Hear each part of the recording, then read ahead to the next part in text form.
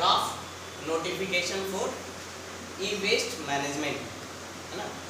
तो हमने कल हिंदू में पढ़ा था कि ई वेस्ट को लेके वो चल रहा है। गवर्नमेंट ने क्या किया है, draft notification for e waste management को पब्लिक डोमेन में रखा है, इसलिए ताकि उनका फीडबैक लिया जा सके, है ना, लोगों का फीडबैक लिया जा सके। जनरली गवर्नमेंट कोई भी पॉलिसी लाती है ना, या कोई भी नया कुछ रूल्स बनाती है, उसको पहले पब्लिक डोमेन में रखती है ताकि उसमें फीडबैक मिले, है ना, कुछ उसमें अमेंडमेंट भी किया जा सके पब्लिक के फीडबैक के आधार पे, है ना। तो इसी तरह ई वेस्ट मैनेजमेंट से रिलेटेड जो नया रूल आ रहा है उसको भी अभी पब्लिक डोमेन में रखा गया है, ये न्यूज़ है। और ये ड्राफ्ट है, ड्राफ्ट है मतलब कि अभी एक खांचा तैयार किया गया है, एक ड्राफ्ट तैयार किया गया है, फाइनल अभी ये नहीं हुआ है ना। तो इसके बारे में आप देखेंगे कि draft notification for e waste management है क्या, क्या क्या नई चीज़ें लाई गई हैं इसमें। तो सबसे पहले न्यूज़ क्या है, the ministry of environment forest and climate change. तो सबसे इंपॉर्टेंट आपको ध्यान रखना है कि किस मिनिस्ट्री ने लाया है, ये ministry of environment forest and climate change has released the draft notification for electronic waste management for public feedback, है ना। तो इन्वायरमेंट मिनिस्ट्री ने पब्लिक फीडबैक के लिए इसे पब्लिक डोमेन में रखा है, रिलीज किया है।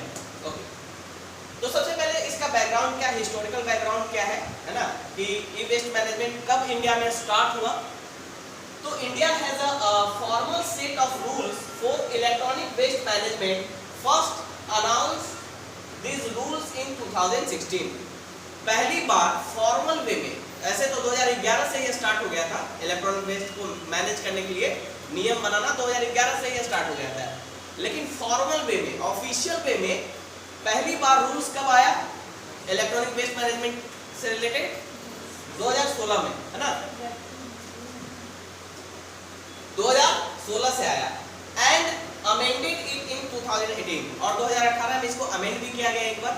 पहली बार 2016 में आया ऑफिशियल रूल, उसको 2018 में अमेंड किया गया, और फाइनली मतलब अभी 2022 में जो लेटेस्ट रूल्स है वो इफेक्ट में कब एक्सपेक्ट किया जा रहा है, अगस्त 2022 में ये इफेक्ट में आ जाएगा, है ना। अभी ड्राफ्ट बना है, ड्राफ्ट को पब्लिक डोमेन में रखा गया, उसका फीडबैक लिया जाएगा, उसमें कुछ अगर चेंज करना हो तो चेंज करेंगे, और फाइनली अगस्त 2022 में इसे एडॉप्ट कर लिया जाएगा, ये इनफोर्स मतलब फोर्स में आ जाएगा ये रूल, ठीक है। तो बहुत ही इंपॉर्टेंट है आपके एग्जामिनेशन पॉइंट से व्यू से, क्यों, अभी हमने देखा था कल हिंदू के न्यूज़पेपर में कि 2017 के डेटा के अनुसार India second largest e waste producer है कि नहीं, है ना। First largest e waste producer कौन था, सॉरी, इंडिया 5th नंबर का, मतलब 5वें नंबर पे आता है सबसे ज्यादा ई वेस्ट प्रोड्यूस करने में। पहले नंबर पे कौन था, यूएसए, है ना, सेकंड पे था चाइना। उसी तरह तो इंडिया 5th नंबर पे आता है, यानी 5वां सबसे बड़ा ई वेस्ट प्रोड्यूसर है ना। तो इसके लिए जरूरी है हमें कि हम ई वेस्ट को मैनेज करें और इसके लिए रूल्स बनाएं। क्यों ई वेस्ट को मैनेज करना क्यों जरूरी है, because e waste is hazardous to our environment as well as our health, है ना। एनवायरनमेंट के लिए भी हजार्डस है और हमारे हेल्थ के लिए भी। कैसे, क्योंकि ई वेस्ट, अब इसको समझने के लिए सबसे पहले ई वेस्ट को समझना होगा, है ना। तो ई वेस्ट होता क्या है, e waste is used to describe old end of life और डिस्कार्डेड इलेक्ट्रॉनिक अप्लायंसेस, है ना। ई वेस्ट क्या है, ओल्ड मतलब पुराना कोई भी सामान हो, या एंड ऑफ लाइफ, है ना, यानी उसकी लाइफ खत्म हो गई हो, है ना। कुछ ऐसे डिवाइस होते हैं जिनकी लाइफ खत्म हो जाती है, और डिस्कार्डेड इलेक्ट्रॉनिक्स अप्लायंसेस, वैसे इलेक्ट्रॉनिक अप्लायंसेस जो मतलब बिगड़ चुके हैं, जिसको डिस्कार्ड कर दिया हमने, है ना, तो वो ई वेस्ट के कैटेगरी में आएंगे। It includes their component, consumable parts and spares, इसमें सारा कुछ आ सकता है ना। इसमें क्या क्या आ सकता है, कंपोनेंट, कोई भी एक छोटा कंपोनेंट भी ई वेस्ट का पार्ट बन सकता है, जैसे फ्रिज है, उसका कोई छोटा पार्ट है, वो भी ई वेस्ट का पार्ट बनेगा, है ना। कंप्यूटर है, उसका भी एक छोटा सा पार्ट है, वो भी ई वेस्ट का वो बनेगा। दूसरा कंज्यूमेबल पार्ट, मतलब जिस पार्ट्स को हम कंज्यूम करते हैं, है ना, वो पार्ट भी आएगा। और स्पेयर पार्ट, स्पेयर पार्ट क्या होता है, पार्ट होता है जो उसमें उसको यूज करने में मदद करता है उसका, है ना। जैसे लैपटॉप है तो लैपटॉप में चार्जर हो गया और भी चीजें हो गई, है ना। जो उसको मदद करता है उसको यूज करने में। ओके, तो इसलिए हमें इसलिए जरूरी है कि ई वेस्ट मैनेजमेंट में हम रूल बनाएं, क्योंकि ये इन्वायरमेंट के लिए भी खतरनाक है और हेल्थ के लिए भी। ऐसा क्यों? क्योंकि ई वेस्ट में कुछ ऐसे रेडियो एक्टिव एलिमेंट्स होते हैं जो रेडिएशन प्रोड्यूस करते हैं, जो कि हमारे इन्वायरमेंट के लिए भी खतरनाक है ना, और हमारे हेल्थ के लिए भी। ओके, तो यहाँ हम देखेंगे कि लेटेस्ट जो रूल लाया गया है, जैसे अगस्त 2022 में एक्सपेक्ट कर रहे हैं कि ये रूल फोर्स में लाया जाएगा। तो ये है क्या, इस ड्राफ्ट नोटिफिकेशन में क्या क्या चीजें हैं, क्या नया चीज इंट्रोड्यूस हुआ है। अभी कुछ दिन पहले हमने प्लास्टिक मैनेजमेंट पे भी एक रूल पे देखा था, उसमें एक नया कंसेप्ट आया था। क्या आया था? Extended producer responsibility. तो इस केस में भी, ई वेस्ट के केस में भी एक्सटेंडेड प्रोड्यूसर रिस्पांसिबिलिटी लाया गया है। एक्सटेंडेड प्रोड्यूसर रिस्पांसिबिलिटी का मतलब क्या होता है कि अब प्रोड्यूसर को ये रिस्पांसिबिलिटी दे रहा है। पहले कंज्यूमर्स के पास ये रिस्पांसिबिलिटी थी कि आप ई वेस्ट को अच्छे से उसको डंप करें, है ना, उसको कलेक्ट करके आप उसको रिसाइकल करें, है ना, या फिर अच्छे से उसको अच्छे जगह पे उसे डंप करें। अब ये रिस्पांसिबिलिटी किस पे आ रही है? प्रोड्यूसर पे, है ना, कि वो आप क्या कीजिए, इसको प्रोड्यूसर पे रिस्पांसिबिलिटी 2018 में ही आ गया था, है ना। ये प्रोड्यूसर की रिस्पांसिबिलिटी कि आपको इसे कलेक्ट करना है, ये 2018 में ही आ गया था, है ना। अब ये क्या है? एक्सटेंडेड प्रोड्यूसर रिस्पांसिबिलिटी है। एक्सटेंडेड मतलब उससे भी आगे बढ़ के, जैसे हमने प्लास्टिक वेस्ट मैनेजमेंट में देखा कि एक्सटेंडेड प्रोड्यूसर रिस्पांसिबिलिटी क्या था कि आप जितना भी प्लास्टिक यूज करेंगे उसका कुछ परसेंट आपको क्या करना है? रिसाइकल करना है। तो ये एक्सटेंडेड यानी प्रोड्यूसर की रिस्पांसिबिलिटी को और भी एक्सटेंड कर दिया गया है ना। 2018 में फिक्स किया गया था प्रोड्यूसर का रिस्पांसिबिलिटी कि आपको कलेक्ट करना है, वेस्ट को कलेक्ट करना है और उसको डंप करना है ना। अब इस रिस्पांसिबिलिटी को और भी एक्सटेंड करके क्या बोल दिया गया है? इसे रिसाइकल करना है ना। तो यहाँ पे कितना रखा गया है? 60%। यानी जो भी आप प्रोड्यूस कर रहे हैं, जो भी नई चीजें आप बना रहे हैं, नई इलेक्ट्रॉनिक्स डिवाइसेस आप बना रहे हैं, उसका 60% आपको कहां से यूज करना है? रिसाइकल करके, यानी जो ई वेस्ट था उसको रिसाइकल करके उसको फिर से यूज करना है ना। समझ में आई? और इसके लिए आपको एक सर्टिफिकेट दिया जाएगा। तो सर्टिफिकेट का नाम क्या होगा? EPR certificate. और ईपीआर सर्टिफिकेट में सारा कुछ लिखा होगा कि आप कितना प्रोड्यूस करते हैं और कितना रिसाइकल किया है आपने, है ना। अगर 60% के टारगेट को आपने क्रॉस कर लिया है ना, मतलब ज्यादा ही कर लिया, 80% आपने रिसाइकल कर दिया, तो जो 20% एक्स्ट्रा रहेगा आप दूसरे कंपनीज को बेच सकते हैं, ताकि वो अपना जो ऑब्लिगेशन है उसको पूरा कर सके। हर कंपनी को 60% है। मान लीजिए किसी कंपनी ने 40% ही रिसाइकल किया, है ना, और किसी ने 80% रिसाइकल कर दिया, तो जो 80% रिसाइकल किया है उसके पास 20% एक्स्ट्रा है, उसके सर्टिफिकेट पे लिखा हुआ है कि 20% आपके पास एक्स्ट्रा है ईपीआर में, है ना। तो वो क्या करेगा? जिनका कम हो रहा है, जिनका ऑब्लिगेशन कम हो रहा है, टारगेट कम पूरा रहा है, उनको ये सेल कर सकता है ना। और जिनका 40% है वो 20% दूसरे से लेके अपने टारगेट को अचीव कर सकते हैं, है ना। तो ये इंपॉर्टेंट एक बहुत अच्छी चीजें लाई गई हैं इसमें, है ना। इससे क्या होगा? मॉनेटरी इंसेंटिव मिलेगा कंपनीज को कि अगर हम ज्यादा करते हैं रिसाइकल तो हम इसे सेल भी कर सकते हैं, है ना। इसके अलावा क्या है?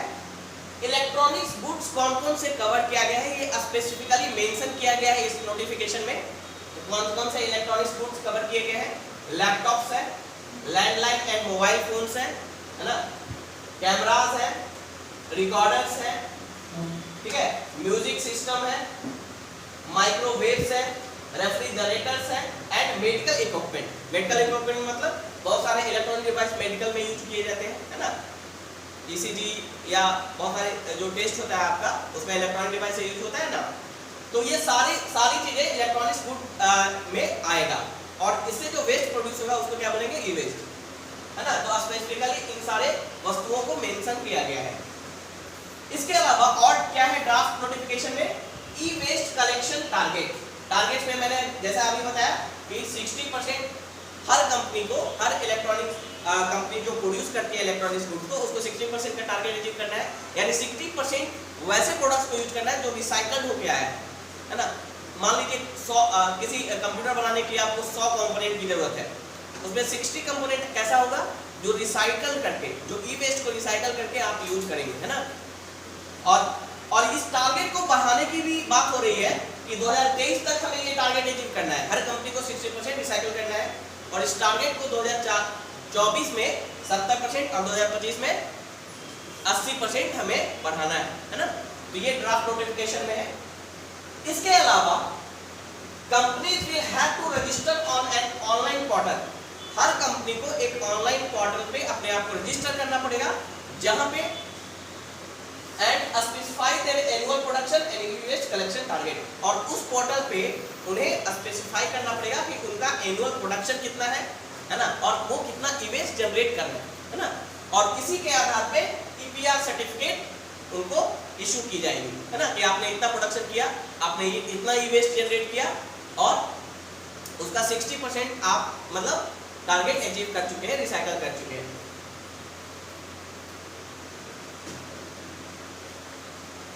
देखिए यहाँ पे जो 60% टारगेट है, consumers goods company and makers of electronics goods have to ensure at least 60% of their electronic waste is collected and recycled. मतलब ये थोड़ा सा यहाँ पे डिफरेंट है, मतलब कोई भी कंपनी कितना ई वेस्ट प्रोड्यूस कर रही है उसका 60% उन्हें कलेक्ट करना है और रिसाइकल करना है ना। मतलब जो यूज कर रहे हैं, उसमें प्लास्टिक में क्या था, प्लास्टिक वाले में जो plastic rule for plastic management में क्या था, कितना वो प्लास्टिक यूज कर रहे हैं, नया प्लास्टिक है ना, नया सामान बनाने के लिए, उसका उतना % उनको रिसाइकल करना था। लेकिन यहाँ क्या है, जितना आप ई वेस्ट क्रिएट कर रहे हैं उसका 60% आपको कलेक्ट करना है और रिसाइकल करना है ना। तो ये टारगेट समझ गए। और यहाँ पे जहाँ पे आप ऑनलाइन पोर्टल पे रजिस्टर होंगे वहां पे आपको मेंशन करना पड़ेगा आप कितना ई वेस्ट क्रिएट कर रहे हैं, है ना, और कितना आप ई वेस्ट टारगेट को कलेक्ट कर रहे हैं, एनुअल प्रोडक्शन कितना है आपका ई वेस्ट का, और कितना कलेक्शन टारगेट है आपका, कितना टारगेट आपने अचीव किया है, यहाँ पे स्पेसिफाई करना पड़ेगा। इसके अलावा ये जो ड्राफ्ट ये जो रूल लाया गया है उसका मकसद क्या है, उसका मकसद है to promote circular economy. Circular economy क्या होता है, सर्कुलर इकोनॉमी क्या होता है, मतलब ऐसी इकोनॉमी जहां वेस्टेज मिनिमम हो, मतलब हर चीज को रिसाइकल कर लिया जाए। सर्कुलर मतलब प्रोड्यूस, कोई भी वस्तु हमने प्रोड्यूस किया है ना, बाद में वो ई वेस्ट बन गया, बाद में वो वेस्ट बन गया, उसका लाइफ खत्म हुआ, तो उस वेस्ट को फिर से हमने रिसाइकल करके फिर से नया प्रोडक्ट बना लिया, फिर से वहां से वेस्ट बना वो फिर से उसे हमने रिसाइकल करके फिर से नया प्रोडक्ट बना लिया। तो इसको क्या कहा जाता है, सर्कुलर इकोनॉमी। और सर्कुलर इकोनॉमी में वेस्टेज मिनिमम होता है ना, और रिसोर्सेज का एफिशिएंटली यूज किया जाता है। तो सर्कुलर इकोनॉमी क्यों इंपॉर्टेंट है हमारे लिए अभी,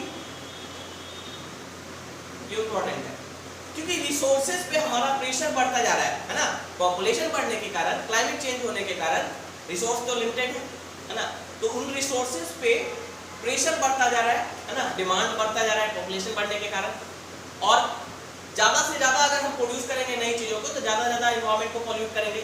तो इससे अच्छा क्या है, जो वेस्ट हमारा है उसी को रिसाइकल करके हम फिर से बना लें, ताकि हमारा रिसोर्स मिनिमम वेस्ट हो, है ना। पहले क्या होता था, वेस्ट को हम रिसाइकल नहीं करते थे तो उससे क्या होता था, वेस्ट तो गया है ना, उसका जो इकोनॉमिक वैल्यू हो तो खत्म हो गया। लेकिन सर्कुलर इकोनॉमी में क्या होता है, उस वेस्ट को बार बार यूज करके हम क्या करते हैं, उसके वैल्यू, इकोनॉमिक वैल्यूज को बढ़ाते हैं, उसकी एफिशिएंसी को बढ़ाते हैं, है ना, और रिसोर्स पे हम जो बर्डन है हमारा वो कम हो जाता है। समझ में आएगी सर्कुलर इकोनॉमी, है ना। इसके अलावा ये जो रिस्पांसिबिलिटी होगा, कि रिस्पांसिबिलिटी किसके पास होगा, कि ये कंपनीज को ये मॉनिटर करे कि वो कितना वेस्ट प्रोड्यूस कर रहे हैं, कितना रिसाइकल कर रहे हैं, रिस्पांसिबिलिटी किसके पास होगी, स्टेट गवर्नमेंट के पास होगी। तो ये भी याद रखना है। दूसरा बात, इसमें प्रोविजन और पेनाल्टी भी है, मतलब अगर आपने उस टारगेट को अचीव नहीं किया, 60% का जो टारगेट है आपका, कि जितना भी आप ई वेस्ट प्रोड्यूस कर रहे हैं उसके 60% को आपको कलेक्ट करना है और रिसाइकल करना है। अगर आपने इस टारगेट को पूरा नहीं किया तो आपको पेनाल्टी भी दिया जाएगा, कोई फाइन दिया जाएगा, जिसको बोला जाएगा इन्वायरमेंटल कॉम्पनसेशन। इस फाइन को क्या बोला जाएगा, इन्वायरमेंटल कॉम्पनसेशन। या तो ये बोला जाएगा कि आप इतना फॉरेस्ट्री कीजिए, है ना। इन्वायरमेंटल कॉम्पनसेशन का मतलब है अगर आपने टारगेट नहीं पूरा किया, या तो आप कुछ ऐसा बनाइए जैसे फॉरेस्ट्री करवाइए, एफॉरेस्ट्रेशन करवाइए, है ना, ताकि आपने जो वेस्ट को क्रिएट किया है उसको कॉम्पनसेट किया जा सके, है ना। तो इस तरह का कुछ फाइन रखा जाएगा, है ना, उनको पेनल्टी रखा जाएगा। और इस पेनल्टी से के डर से लोग कंपनीज क्या चाहेंगे कि वो अपने टारगेट को पूरा कर सके, और उनका अगर टारगेट नहीं पूरा होता है तो क्या करेंगे, दूसरे कंपनी से जिनके पास सरप्लस है उनसे वो परचेज कर सकते हैं, है ना। तो this is all about draft notification for electronic waste management rule 2022, ठीक है, ओके। अब यहाँ पे थोड़ा सा देखते हैं कि इंडिया का जो फर्स्ट ई वेस्ट क्लिनिक स्टार्ट हुआ है, ई वेस्ट क्लिनिक वो भोपाल में, मध्य प्रदेश में। ई वेस्ट क्लिनिक क्या करेगा, ई वेस्ट क्लिनिक क्या करेगा, हाँ, रिसाइकल करेगा इसे, पहले तो सेग्रीगेट करेगा। डिफरेंट टाइप के ई वेस्ट होते हैं, है ना, उसमें कुछ प्रेशियस मेटल्स भी होते हैं। ई वेस्ट में आप देखेंगे बहुत सारे प्रेशियस मेटल्स होते हैं जिनकी वैल्यू काफी होती है और इसी के कारण उनका ब्लैक मार्केटिंग किया जाता है ना, यहाँ से एक्सपोर्ट किया जाता है बहुत सारा, है ना, ई वेस्ट को। तो सबसे पहले सेग्रीगेट किया जाएगा, उसमें जो वैल्यूएबल मेटल है उसको अलग किया जाएगा, है ना। जो हजार्डियस सब्सटेंस है, हजार्डियस मतलब जो रेडिएशन प्रोड्यूस कर रहे हैं उनको अलग किया जाएगा, है ना, उनको अलग डंप किया जाएगा। इस तरह से उनका सेग्रीगेशन होगा। सेग्रीगेशन मतलब अलग अलग करना। प्रोसेसिंग की जाएगी, यानी उन मेटल्स को गला के कुछ वैल्यूएबल चीजें में कन्वर्ट किया जाएगा, प्रोसेसिंग होगा, है ना। एंड डिस्पोजल ऑफ वेस्ट, और जो हजार्डियस सब्सटेंस होंगे जो रेडिएशन प्रोड्यूस करते हैं, रेडियो एक्टिव सब्सटेंस, उनका डिस्पोजल किया जाएगा, है ना, किसके द्वारा, ई क्लिनिक के द्वारा, है ना। और इसमें हाउस होल्ड और साथ साथ कमर्शियल यूनिट के वेस्ट को भी शामिल किया जाएगा। हाउस होल्ड में भी बहुत सारे वेस्ट होते हैं, हाउस होल्ड में भी वेस्ट है, आप रेगुलर लेवल पे बहुत सारी चीजों का यूज करते हैं जिसे आप बाद में उसके लाइफ खत्म होने के बाद उसे फेंक देते हैं वेस्ट के रूप में। कमर्शियल यूनिट में भी बहुत सारा वेस्ट होता है, कंपनीज में, इंडस्ट्री में, तो इन सारे को कलेक्ट करके वहाँ पे ये प्रोसेसिंग और सेग्रीगेशन किया जाएगा। कहाँ पे सेटअप है ये, भोपाल में, यहाँ पे भी जो फर्स्ट क्लिनिक है। अब देखिए यहाँ पे एक इंपॉर्टेंट फैक्ट है जो आपको मेंशन करना चाहिए हर आंसर लिखते समय। अगर ये बेस पे क्वेश्चन आता है तो वहाँ आंसर लिखते समय आपको मेंशन करना होगा इंट्रोडक्शन पार्ट में खासकर, कि ये जो ई वेस्ट कहाँ डिफाइन हुआ, किस कन्वेंशन में डिफाइन हुआ, है ना, कहाँ पे वर्ल्ड लेवल पे इस पे ध्यान देना स्टार्ट हुआ। तो बेसल कन्वेंशन हुआ था 2006 में। बेसल कन्वेंशन स्टार्ट हुआ था 1992 में, 1992 में, लेकिन उसके कॉप 8 में, कॉप 8 क्या होता है, कॉप क्या होता है, what do you mean by COP, हाँ, कॉन्फ्रेंस ऑफ पार्टीज। हर साल जो कॉन्फ्रेंस होगा उसको कॉप बोला जाता है। तो कॉप 8 जो हुआ था 2006 में बेसल कन्वेंशन का, बेसल कन्वेंशन स्टार्ट हुआ था 1992 में, बट उसका जो कॉप 8 था, है ना, कॉन्फ्रेंस ऑफ पार्टी 8 था, जो कि 2006 में हुआ था कॉन्फ्रेंस, उसमें क्या किया गया था, address the issue of e waste. उसमें पहली बार ई वेस्ट के इशू को एड्रेस किया गया था, है ना। वर्ल्ड लेवल पे कंट्रीज ने ये माना था कि ई वेस्ट का प्रॉब्लम है और फ्यूचर में ये प्रॉब्लम क्रिएट कर सकता है ना, तो इसको एड्रेस किया गया था।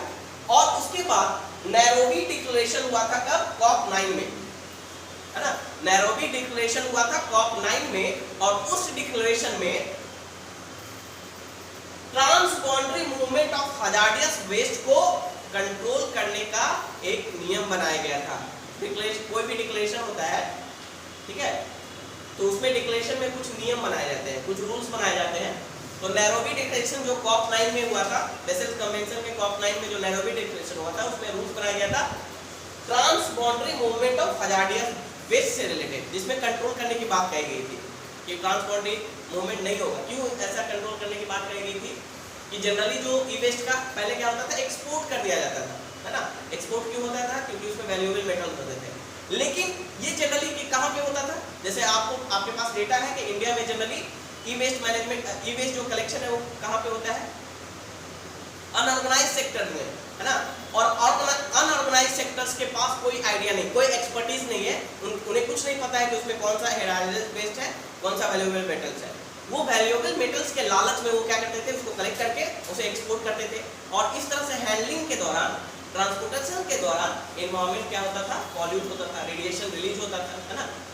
तो इसीलिए बोला गया कि जो ट्रांस बाउंड्री मूवमेंट होगा हजार्डियस वेस्ट का, उसको कंट्रोल करने की जरूरत है, ये नैरोबी डिक्लेरेशन में किया गया था। तो ये सारे फैक्ट बहुत ही इंपॉर्टेंट है आपके एग्जामिनेशन पॉइंट ऑफ व्यू से। Okay, that's all. Any issue?